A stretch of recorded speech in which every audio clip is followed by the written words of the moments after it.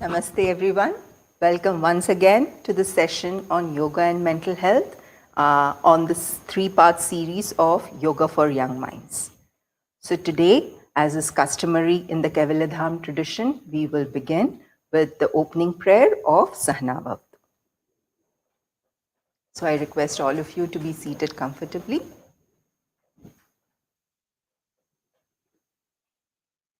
Your hands and your feet well rested.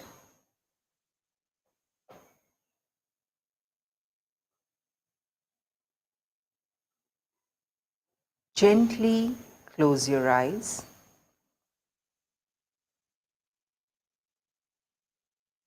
and start noticing all the sensations happening in your body.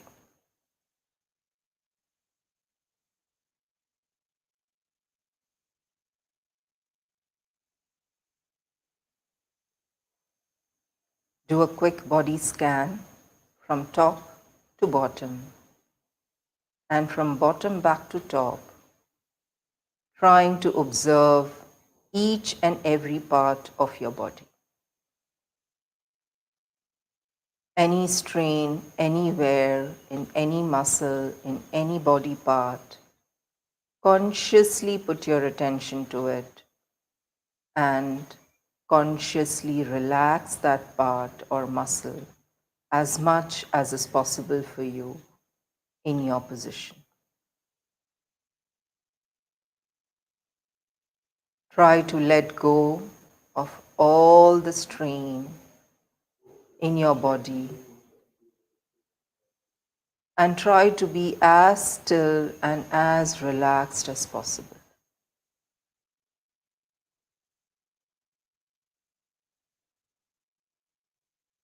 Pay special attention to your facial muscles, especially your forehead. Try to keep your forehead as relaxed as is possible.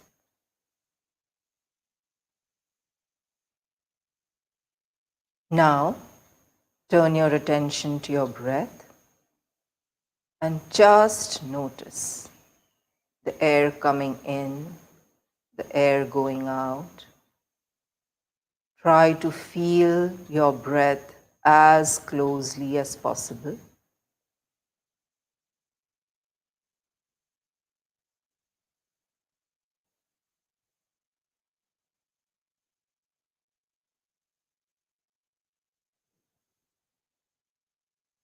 Now fold your hands in Namaskar Mudra. Take a long, deep breath and recite the prayer Sahnawat.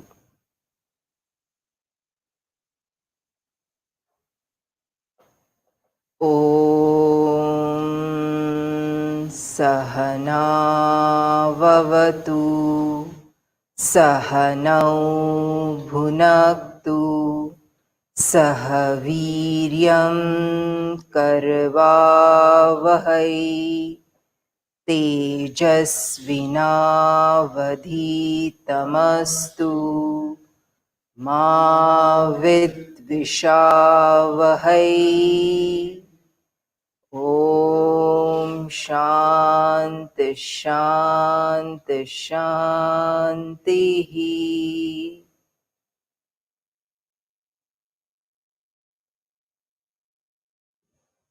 While you may release your hands, try to be in the vibrations created by the prayer and enjoy them in silence inside you.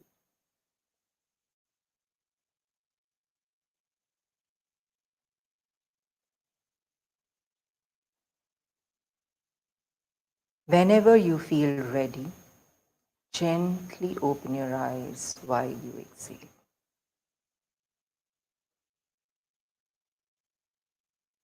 Namaste once again to all of you. And today we are going to look at how yoga can help in calming our minds. So you will see the title slide there. It says Yoga and Mental Health Part 2, Calming Our Mind. So in this session of today, we are going to look at techniques which will help us to calm our mind uh, as soon as possible, if I may say that, instantly. And there are techniques available in yoga which can help do that. The only thing that we need here is your intention to do it, to practice it. So, in the next slide, we will look at the first technique. So today I am going to talk about and demonstrate two techniques to you. The first technique, it comes from the text, the most authoritative text that we consider in Kaivalyadham as the Patanjali Yoga Sutra. And the second technique is more of a technique that I use personally. It comes from a different tradition, but it is modified as per personal suitability and favorability. So the first technique, I'm going to start with this technique because this is available in the Patanjali Yoga Sutra. In the first point, we'll see that this is the first technique that I want to talk to you about because it is a very effective and simple tool to immediately calm the mind, and you will find its reference in the PYS. Now, as per the translation available in the sutra, in the PYS, which is the first chapter and the 34th sutra, you will see what the translation says in the next point. It says, deep and forceful exhalation. That's one aspect of the technique. And retention of the prana or controlled inhalation of the prana. Now today what I am going to do is, definitely it will have the first part, which is deep and forceful exhalation, because that's the key. Now in the second point it says retention of prana or controlled inhalation of prana. It could be either. But today what we will do is we will do both. We will have controlled inhalation as well as retention. And the retention, some of you may get scared that, oh, I may not be able to retain my breath. But it is going to be very simple because we are going to do a simple technique. Now, if we look at the next point, we will see there that what is the effect of this technique, what it does to your body and mind, and mainly to the mind, because we are talking about mental health. So this is a very powerful technique. It's quite simple if you actually look at it. It instantly, it breaks. You put a brake when you sense some obstacle. So it puts a brake to what? To the hijack of the unpleasant thoughts, emotions that happen to you. Sometimes you have a train of thoughts going and you just feel so saturated. You don't know what to do. There's so much going on. You just want to put a brake to it. How do you do it? This is a very powerful technique. And that is why it is a powerful technique to bring peace to you, to bring peace to your mind, to bring calmness to your mind. And it immediately restores your presence in the moment, which is what we always want. We want to be present in the moment. So if we look at the next point there, it says that my personal experience says that it can also be done when you are kind of feeling lethargic. You feel that there's a lot of dullness in you. So just to give you that push of energy, to bring back some positive energy, and also balance, some good balance back to your mind, energetic balance back to your mind, this can be useful. So now the next point says that I will be demonstrating it to you, and I will be doing 3 rounds of it. And after that, once I demonstrate it to you, you will collectively do, or we will all collectively do 5 rounds of this technique, and we can do it at our own pace. You don't need to actually follow while I'm doing it in the collective demonstration that we will have. Only in the first demonstration, just pay attention to how I'm doing it. Now, one thing I would like to point out here is that when we are all going to do this together, as a matter of 5 rounds, if you have had heavy breakfast, please do not attempt this practice right now. You can do this when you have a relatively light stomach, relatively, light feeling body. If you've had heavy breakfast, you can attempt this practice later. Just focus on how it has to be done. So, like the technique I told you, what is available in the text, it says deep, forceful exhalation. So, the exhalation is deep, but it is forceful. The inhalation is very controlled, and then there is deep, forceful exhalation, and then you retain your prana. That means there is retention of breath. So, this in the yogic terminology is called Bahia Kumbhaka, wherein the retention is happening after you exhale. And this is the easier way to retain your breath. So as much as you can retain, you retain, and then you again do it again. So when we are doing collectively, you will do it at your own pace. Now I'm going to first demonstrate it to you in the first 3 rounds so that you know how the technique has to be done.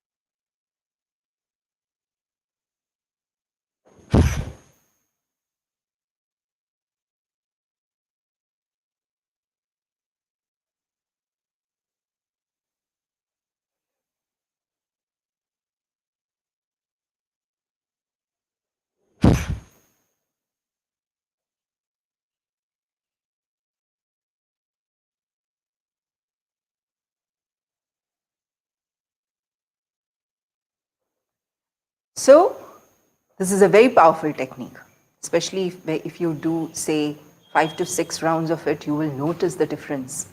And initially, since it's a powerful technique, you also need to be careful. And you are playing with your breath, so you need to be additionally careful. So don't, in your over excitement, keep doing it for a greater number of rounds, because you may feel giddy, and then you will not know what to do. So just do it for 5 times initially, and then gradually you can keep adding 1 round as you get more trained in the practice. But you will observe how it immediately restores the balance, in the sense of all the hijacking thoughts and emotions are just stopped, are just curbed. There is a break that is put on that. So now I will be demonstrating this. And we will do 5 rounds again of this technique. And like I said, you can do it at your own pace. I will be doing it at my own pace. You can do it at your own pace. And the reason I'm demonstrating it here is so that while you are doing it, if you want, you can observe me. And if there's any correction that has to be done, you can do it.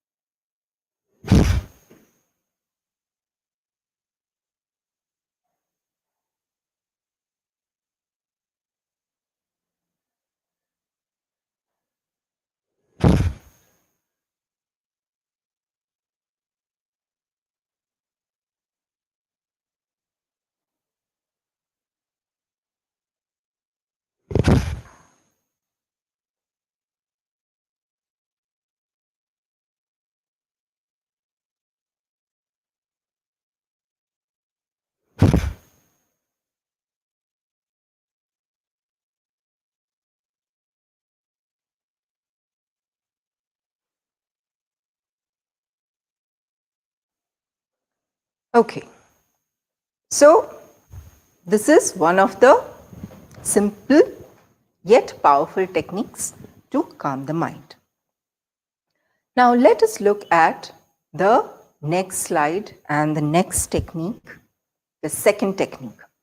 As I referred to you in the beginning, that this is more of a sharing of technique which I use personally. The origin of this technique, the base of this technique is the Kirtan Kriya technique, which is available in the Kundalini yoga tradition. But for personal suitability, I have modified it a little bit, and I have found that it gives a similar experience and a similar effect. So in the next point, in the second point, that is, that will be flashed to you, you will see that it mentions that the actual practice lasts for 12 minutes. And the 12 minutes are broken into bits of practice for each sub-practice. You will do this with closed eyes, and it is a chant that you have to do using the word of pranayama. Pranayama. 4 syllables you have to chant. Before I go into the details of the practice, I would like to quickly brief you about the meaning of pranayama so that you know what you are chanting. Prana is the very life force in us. It's the life energy in us.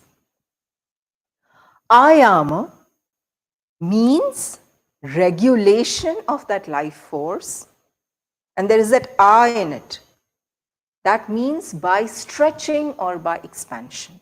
So you are regulating the life force in yourself by expansion or by stretching. Now, let's look at the next point there. And now all these sub-points will detail the procedure, the process of the practice. Now, when you chant, you will also use the finger movements, which are called the hand mudra. So this is how it is going to be. Pra, when you say pra, the thumb and your index finger will be joined. Pra, na, the next finger, that is your middle finger, will join your thumb. Ya, your ring finger will join your thumb. Ma, your little finger will join your thumb. Pra, na, ya, ma. Pra, na, ya, ma. Pra, na, ya, ma.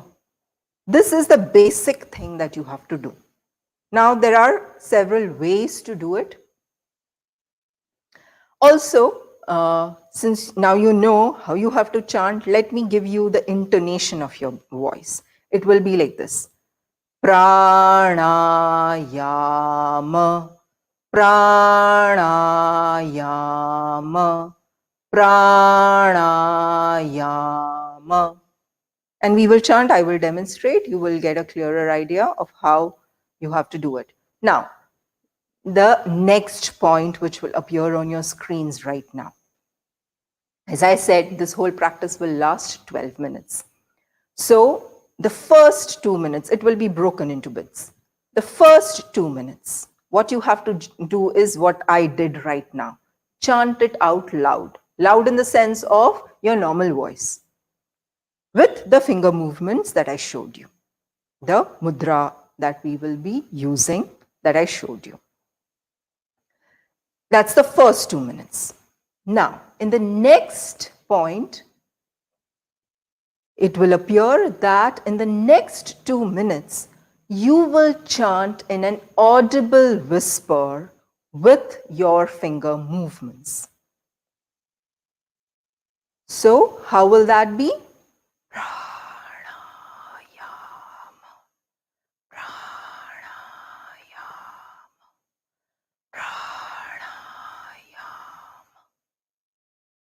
It's called the language of the lovers, whisper. So you will use that language. So first 2 minutes over, next 2 minutes over, then the next 3 minutes. So in the next 3 minutes, you will chant silently in your mind. Same thing with the same finger movements. It's just that your eyes is closed and you are chanting. You are chanting, but it's in your mind. Nobody can hear. Only you can hear it in your mind. So it's a silent chant in your mind. Okay? Same. The same intonation. Pranayama. Just keep it going. And this will be for the 3 minutes. You will see that in maroon there, 3. Because it's a deviation from the usual breakup that we are going to follow. So 2 loud, 2 whisper, and 3 silent chant. The finger movements will keep going. That will not stop. So that's something that you have to make sure. And as you get attuned to the practice, you will it will come effortlessly to you. So you don't need to worry. Now, so loud, whisper, silent. Then what? Then again back to whisper. In the next 2 minutes, again you will chant in a whisper with the finger movements, just like earlier. Then, next step, what will it be? As you must have guessed, you will again chant for 2 minutes out loud with finger movements. And this is sort of the end of your chant, so to say. But it doesn't end the technique there. It doesn't end the practice there. So, 2 plus 2 plus 3 plus 2 plus 2 gives you how many? 11 minutes. Now, in the next point, we will see. Okay, so before I explain the last 1 minute to you, the next point that is going to be flashed in front of you will try to tell you how to maintain the focus, where to maintain the focus. So this may be a little difficult for you initially, so don't bother too much. You can just let your attention be on the chant itself, but try as much as possible to focus on the mid-brow region. This is a very important region in yoga. It's called the Bhrumadhya. Try to keep your attention here when you are chanting. It will produce it will enhance the whole effect of the chant. But here, like since I'm sharing a personal practice, although it has its base in a tradition, for us, our main objective is practicality of the practice and personalization of the practice. So that is very important. So although it is good to focus here, if you can't do that, no issues. For us, what is practical is what we will adopt. All of you young people, you want to try yoga and you don't want to give up on yoga. You don't want to say, oh, this is too much for me, I can't do this. You don't want to say that because you want to get the benefit. You actually want to be in that calm, peaceful state. So you take it step by step. This is also, the process, it may seem long, but you do it as per your capacity. There is no problem. Slowly you will get attuned to it, slowly you will get used to it. So practicality is one thing that we will always have because we are trying to adopt yogic practices which are simple techniques which will help us to calm our mind. So now let's get back to the slide there, and you will see that in the next point, you will understand how is the last minute of the practice going to be used? So the last minute of the practice, you will stop your finger movements, rest your hands wherever you want to rest, in whatever position you want to rest, and you will hear the chant in your head. So the chant is going on in the head, the experience of the chant is going on in the head, because you have just ended with the loud chant. So the chant and the experience of the chant will go on in your head and in the mid-brow region, if you are really going to attempt to focus on your mid-brow region. As I said, no finger movements. So it's like, you are trying to take the effect of the whole practice into you. Experience the vibrations in your mind and your head of the whole practice. That's the last minute. Now, yes, and then when you end the practice, you will take a few deep breaths and then open your eyes. The original practice in the Kirtan Kriya has some other steps here, but like I said, practicality and personalization, for me at least, it's very important. That's why I would like to share this technique with you. And one tip I want to give you here, because I did experience this when I was doing this practice, you tend to yawn. Probably it's because of the lack of oxygen that your brain is getting. When you do this practice, you tend to yawn. If that is happening, then try to take a deeper breath. Normally, when you do this practice, you can just do with your natural, normal breath. But if you tend to yawn, just take deeper breaths, but keep the practice going. Continue with the chanting. Don't break. Okay? So, yes, the slide will stay in front of you in between whenever it is necessary, just to prompt you. And what we will do is 12 minutes are something that, we will time our mind to. We can put a timer and we can do that, but we will time our mind to the 2 minutes. We will not exactly do the 2 minutes. Our mind can very well understand what is 1 minute and 2 minutes. You just have to time your mind, and it will come to you as you grow in the practice automatically. So 2 loud with finger movements, 2 with whisper with finger movements, 3 silent chant and with finger movements, 2 with whisper again with finger movements, 2 with finger movements and loud, and the last 1 minute, stop the finger movements, rest your hands, just feel the experience of the practice. Now, I am saying 2 minutes, but I sense that we have lesser time. So, like I said, I will just time my mind, and that timing of my mind right now may not be 2 minutes. It may just be 1 minute. Because we don't want to get distracted with the timer there. So I will just demonstrate this to you so that you can, get an idea of the practice. And you can either do this with me now that you have understood the practice, or you can do it later.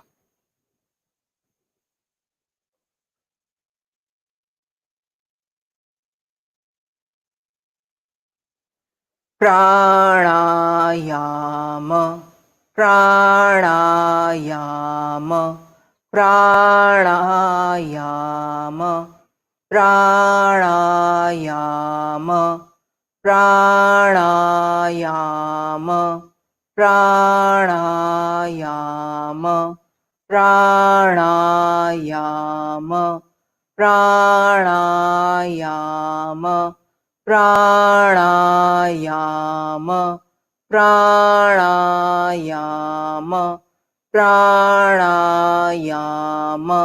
pranayama, pranayama, pranayama, pranayama, pranayama, pranayama, pranayama,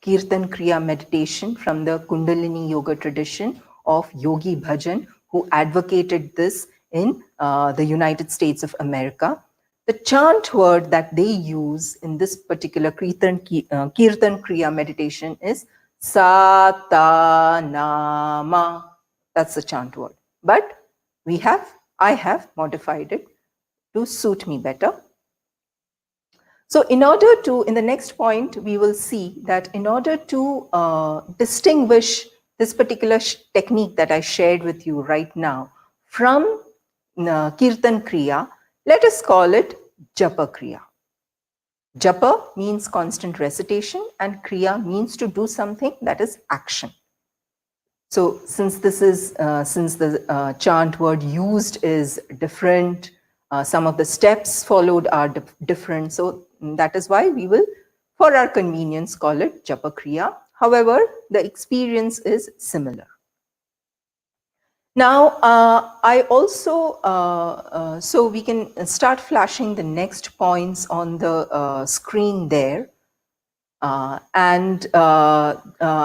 Also, we'll have the next point there, which talks about the strong evidence base of Kirtan Kriya meditation. And we can start flashing points in serial order. So you will see that it has so many benefits. I'll quickly voice that for you. Improves sleep and memory and well-being, decreases depression and anxiety. These are all well-established findings. Down regulates inflammatory genes, that which causes inflammation in your body. Up regulates the immune system genes. Improves insulin and glucose regulatory genes. Reverses memory loss. Increases telomerase activity. Telomeres are responsible for the aging process. Those telomeres are the chromosomal tips. It increases blood flow, cerebral blood flow, and also prevents mild cognitive impairment in elderly. So these are all the well-researched benefits of Kirtan Kriya meditation, and our practice that we did right now comes from that practice. So you can hope to get similar effects. Although this is a personal practice which I have modified for my own purpose, no research has been done on this thing that we would call as Japa Kriya. So now in the next slide, when we come back to the slide, we will see the impact of the Japa Kriya components. I just want to quickly give you a sort of understanding and idea of what are the components and what are the impact of those components, which you can very well relate to, although there is no evidence base right now for this Japa Kriya. So the first point there. Now, in my description of what is going to happen today, I talked about self-music, self-sounds. So this is very powerful. We hear music, but when we tune in to the music that is inside us that we can produce, this is very effective to immediately bring presence in the moment, help build focus, and also recharge our energy levels. You can very well relate to it because, you may just hum a tune and that will make you feel good. Rhythm, the next point. Now, to the self sound, you are going to add rhythm. Now, when you do that, pranayama, there is a rhythm to the sound. It deepens your focus. The third point there, repetition. Now, you are adding repetition to the self sounds in a rhythm. When you do this, you are enhancing the effect of the self sound in a rhythm and of the practice. Breath work. Your breath, that is the fourth point. When you are repeatedly chanting, you're producing self sounds, your breath is automatically getting regulated. It is going slower, deeper, and it's more rhythmic. The japa word, the sound of the word pranayama, it resembles in some way the original chant, that is the satanama. The ma there is prolonged. Here in pranayama, it's ma. So it's a similar experience. And now talk about attention. The whole, purpose of yoga is to train your awareness and your attention. So japa, that is constant recitation, chanting, it regulates and trains your attention automatically. It brings you in the moment. And then so that's the sixth point, which will be flashed on your screen, of attention. And I will go on to the seventh point of auto-suggestion. So when you're doing a japa, that is a constant recitation of a word that is personally favorable for you. So for me, pranayama is a word which is personally favorable for me because of the meaning of that word, what it means to me. So when you do japa on a word which is personally favorable for you, it offers specific suggestive cues to your mind. It acts like auto-suggestion. And then probably on your screen, it's taking time to get flashed, maybe because of the internet connection, I do not know. But I'm going to go ahead and give you the eighth point there of the hand mudra, the hasta mudra. So, your fingertips, they have nerve endings. So there is a gentle press that you're giving to those nerve endings. It can create an effect. What effect, we don't know. We are following the effect in the Kundalini tradition of the Kirtan Kriya. And also, when you do mudra in yoga, they say that you are preventing the energy escaping from your fingertips. You are locking the energy. So these are the two benefits that you would get with the hand mudra. So that ends my presentation and the demonstration of the practices here. I would request the media person to flash the no yoga, no peace, and no yoga, no peace slide there. And we will end this session with the Purna Madaha prayer, so that our practice, the knowledge that we gain from whatever was said about the practice and from the experience of the practice, reaches completion, that is Purnatva. So I request all of you to be seated comfortably, relax your body as much as possible, pay special attention to your facial muscles, especially your forehead. Try to keep your back comfortably erect. Gently close your eyes. Focus on your breath. Join your hands in Namaskar Mudra. Take a long, deep breath and recite the prayer.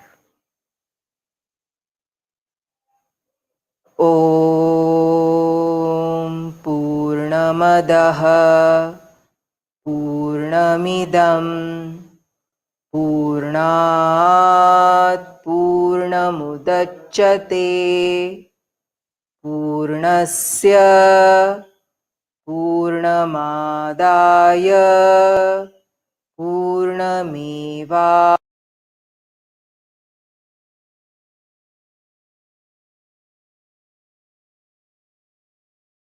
Shantihi.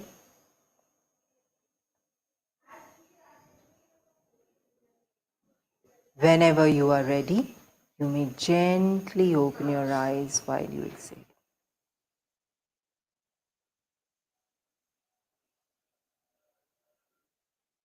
So thank you once again, all of you, for being with us and for